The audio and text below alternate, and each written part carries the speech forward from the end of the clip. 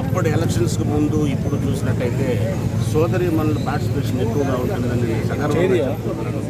ఇది ఒక నిదర్శనం అన్నమాట.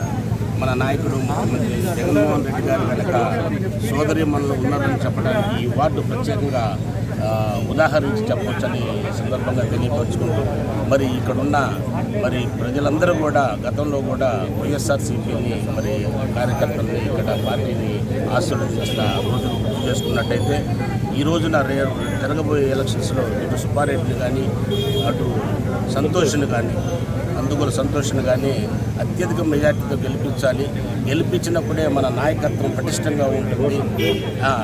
29వ వార్డు నుంచి రోషను ఇంకా వెంకటరెడ్డి గారు వీళ్ళందరినీ కూడా పటిష్టంగా గెలిపించినట్టయితే మన పార్టీ మన నాయకుడు బలంగా ఉన్నట్టయితే రాష్ట్రాన్ని ఇంకా ఎంతో ముందుకు తీసుకుపోయే అవకాశం ఉంది. కాబట్టి నేను అందరినీ చేతులెత్తి ప్రార్థిస్తున్నాను. మన నాయకత్వం మన పార్టీ బలంగా ఉండాలంటే మీరందరూ కూడా గతంలో ఏ విధంగా అయితే సపోర్ట్ చేశారో అంతకంటే మిన్నకు సపోర్ట్ చేయాలని కోరుకుంటున్నాను.